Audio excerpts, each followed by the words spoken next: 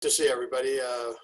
I've got your faces planted on chairs here, but I also get to see on the computer. Ted's got it really set up here. So, and I'm excited. I was excited to see the rookies last night. It's great to have them in here for really the first time that we've had a chance to see them face to face, and we appreciate that.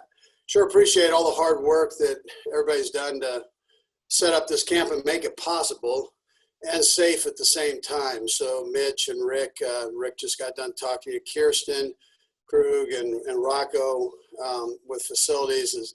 They've just gone above and beyond. Again, Mark Donovan has overseen that and made sure that things were working efficiently there, and it was all graced by Clark Hunt. So those become very important. I appreciate the league and the union and them working out an agreement where football could go on in a safe manner, and we can look forward to a season. And then listen, here we sit with the young players now. We have an opportunity to work with them. Excuse me, work with them. We start off with a few days here where they'll be lifting and conditioning, and then we'll ramp up into some other things and gradually get ourselves into pads, and we'll incorporate the vets once they get in. We'll give you all the detail to that down the road here when it's all categorized and mastered here by the coaches and myself. So other than that, listen, it's what a great opportunity. It's a very unique time. We think we're going to put the players in a position where they're safe. It's a responsibility though at the same time. So it's a responsibility for the coaches, for the players, and anybody dealing with the players to take responsibility to follow the format that's set for us to fight this virus and still have an opportunity to play football. So I will continue to work with the players on that. The players, again, will work together on that. There's going to be a give. There's got to be a little give and take situation going on here. Responsibility, I guess, would be the term. When we all leave the building as coaches and players, that we handle ourselves properly and keep ourselves as safe again as we possibly can, and that'll be important for the season to move forward. But again, it's quite a neat setup. I wish you guys had the opportunity to see it. I'm sure you've seen probably pictures of it by now, but the setup is tremendous. We're going to work in the stadium and down in our facility here. But the majority of the meetings and food will take place at the stadium, dressing room at the stadium, and then we'll have our practices down here, and we'll be able to lift down here also. So, all right, with that, time's yours. We'll start with Adam Teicher. Hey, Andy, how you doing today? I'm doing great. Thank you. Good. Hey, a couple things. I wanted to ask you first about your reaction to Larry's decision to opt out this season, but also was wondering now that guys are back in the building every day now and you're cranking this thing up, what's your level of concern for your own personal safety is? Yeah, so listen, I'll start with Larry. I'm a huge Larry Duvernay-Tardif fan, so and I also was raised by a doctor, so I understand the dedication that it takes to be a doctor. We're all blessed to have doctors in our lives. They're givers. They're not takers. They're givers, and they're healers. So they want the best for you. And so Larry has that quality, and you're seeing it to the utmost here. I just think it's tremendous dedication to his profession, what his future is going to be, and mainly to the people that he gets to help. And so my heart goes out to. I had a great talk with him, great visit with him. His players support him. The veteran players support him, and the coaches support him. And we know, we understand when football is over, this is going to be one of the greatest doctors ever. So we appreciate that. The great thing about doctors, the ones that I've been in touch with over my life here, and like I said, I was raised by one, and I've got three of my closest friends are doctors. So they're givers, man. And they're not the takers. So they're very humble people that want to help you and heal you. And they're not out looking for, like Larry, they're not out looking for the pat on the back that they're doing this or that. They're not looking for attention. I mean, Larry is buried in. He's not looking to do interviews and all of this stuff. He's buried in and trying to get the work done that he needs to heal people. And man, I mean, what a dedication that is, and a love that is. I'm so happy and proud of him. As far as the setup here and feeling like we're in a safe environment, I think people have gone to great ends to do this. We're as safe as you can be here. Like I said on this, so Adam, dedication and staying disciplined when you leave this facility will be important. When you're here, this is a safe environment. And so you've got to continue that once you leave here.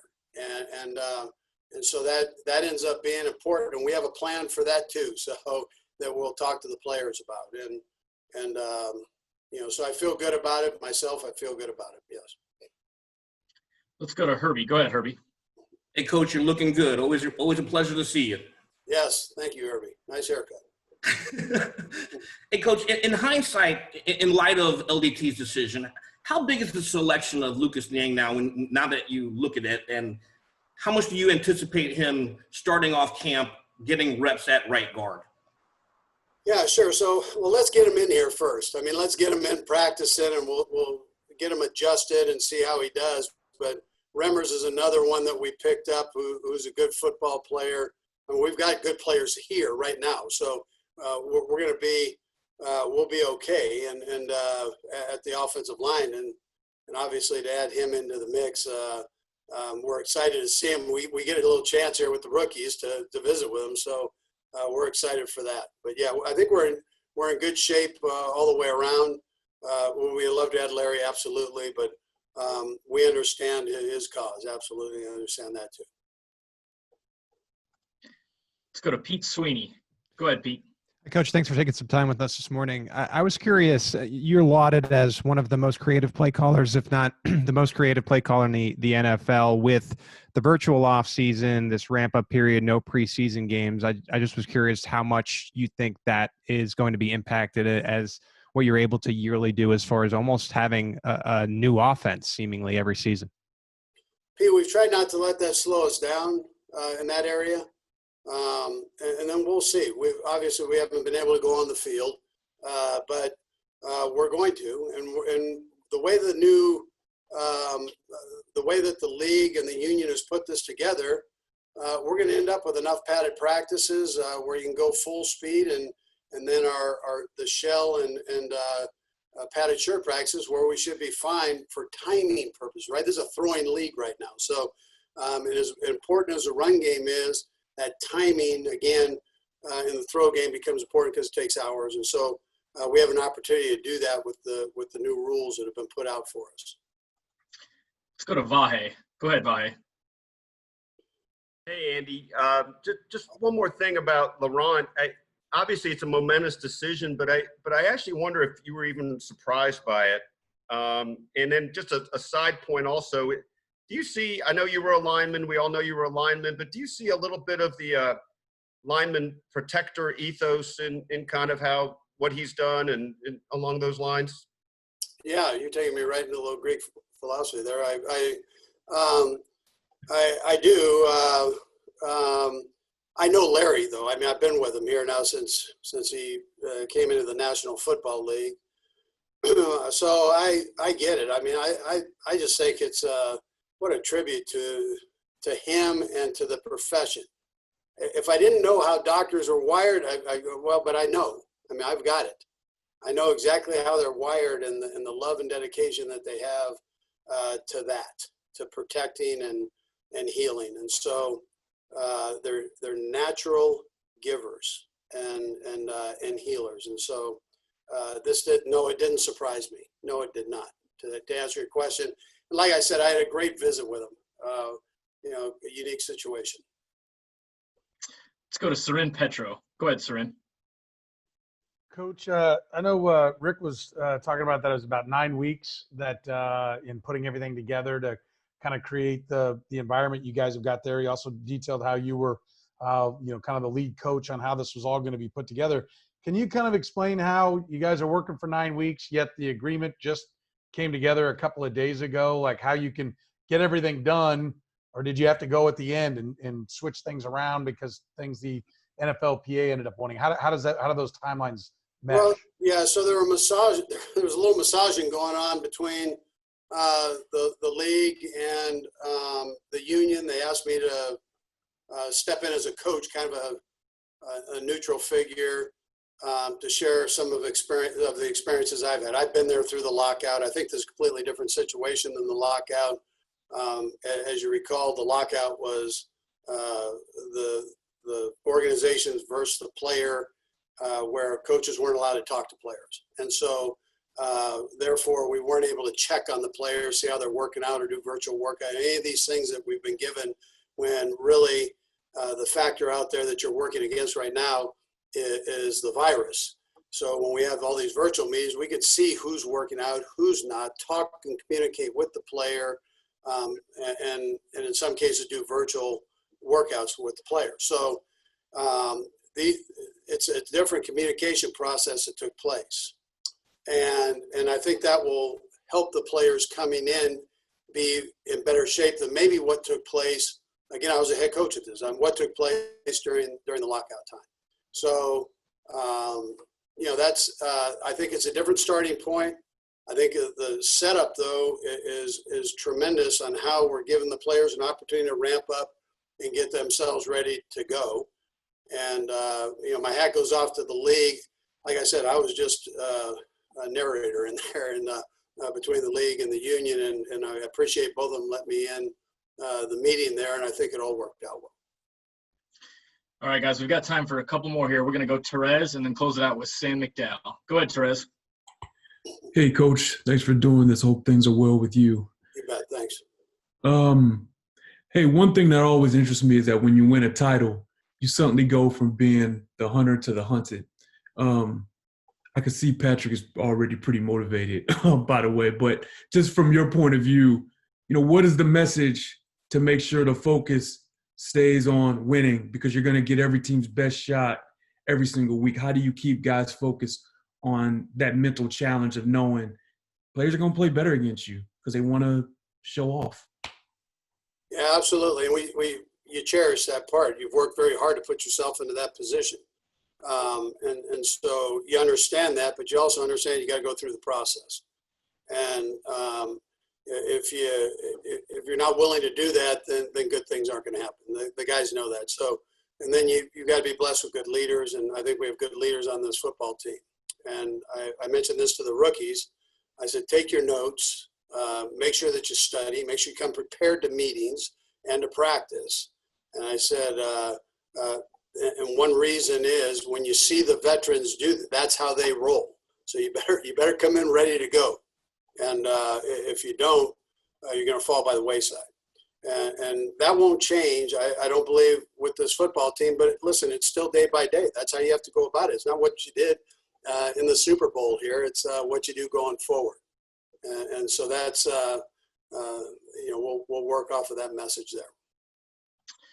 Okay, Sam, go ahead and close us out. Hey, Andy. Hey, Sam. It's clear that you're confident what you guys have set up at the facility. And you touched on this a couple of times, but obviously you're going to have a lot of guys go their separate ways once they leave the facilities. Is it fair to say that once you start the season, that responsibility is going to be the most important thing to finishing the season? And in that sense, what instructions are you giving players? And how confident are you that 53 guys in a season or 60-some guys in a season are going to abide by those?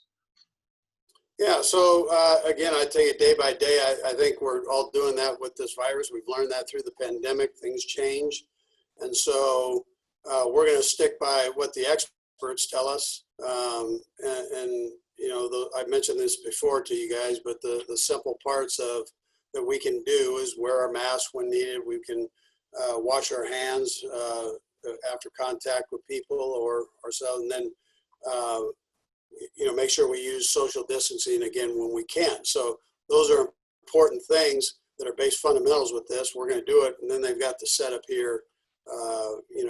Whether it's a plexiglass between lockers or whatever, all the different things that they've set up here with separation in the meeting rooms and so on. So we're going to try to abide by that. We're going to try to teach the best way we possibly can, and then we're going to trust the players and the coaches.